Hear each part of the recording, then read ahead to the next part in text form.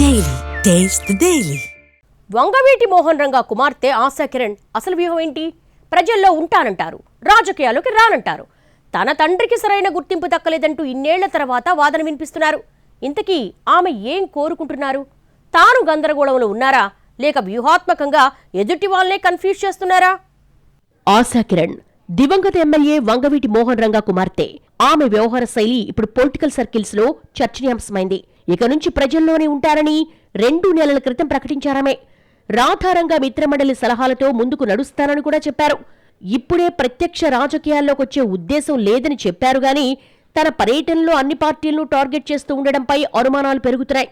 2024 ఎన్నికల టైంలో ఆమె వైసీపీలో చేరి విజయవాడ నుంచి అసెంబ్లీకి పోటీ చేస్తారని పెద్ద ఎత్తున ప్రచారం జరిగినా ఆచరణలో రాలేదు.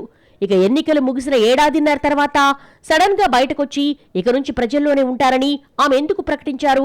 ఒకవేళ రావాలి అనుకున్నా క్లారిటీ మిస్ అయిందా అన్న చర్చలు మొదలయ్యాయి బెజవాడ రాజకీయాల్లో. వంగవీటి రంగా వారసుడిగా ఆశా కిరణ్ సోదరుడు రాధా 20 ఏళ్ల క్రితం రాజకీయాల్లోకొచ్చి ఒకసారి ఎమ్మెల్యేగా ఎన్నికయ్యారు. ప్రస్తుతం టీడీపీలో కొనసాగుతున్నారాయన.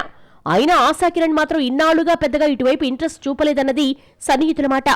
ప్రజల్లో ఉంటారని ఇప్పుడు ఆమె ప్రకటనలు చేస్తున్నప్పటికీ ప్రధాన టార్గెట్ మాత్రం పొలిటికల్ ఎంట్రీనే అయి ఉంటుందన్నది విశ్లేషకుల అంచనా.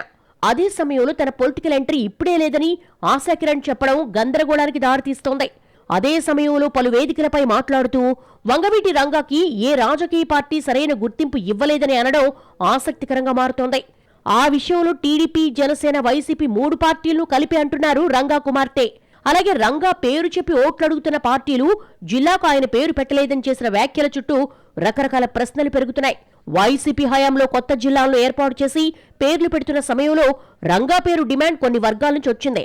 అప్పుడు ఏమాత్రం స్పందించని, మాట్లాడని ఆశా కిరణ్ ఇప్పుడెందుకు ఆ విషయాన్ని ప్రస్తావిస్తున్నారన్నది కొందరి క్వశ్చన్.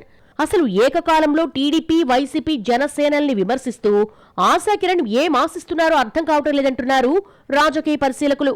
రాజకీయ వ్యవహారాల పరంగా ఆమె గందరగోళంలో ఉన్నారా, పొలిటికల్ గా తన దారి ఏటో తేల్చుకోలేకపోతున్నారా అన్న మాటలు సైతం వినిపిస్తున్నాయి పొలిటికల్ సర్కిల్స్ లో. రాజకీయాల్లోకి వస్తున్నారా అంటే నో అన్నదే సమాధానం. మరి ఇన్నేళ్ల తర్వాత వంగవీటి రంగాకు గుర్తింపు ఇవ్వాలంటూ చేస్తున్న ప్రకటనల ద్వారా ఆశా కిరణ్ ఏం ఆశిస్తున్నారన్న చర్చలు నడుస్తున్నాయి. ఆమె కన్ఫ్యూజన్ లో ఉన్నారా, లేక తాను క్లారిటీగానే ఉండి వ్యూహాత్మకంగా అవతలి వాళ్ళను కన్ఫ్యూజ్ చేస్తున్నారా అన్నది తేలాలంటే ఇంకొన్నాళ్ళు ఆగాల్సిందే.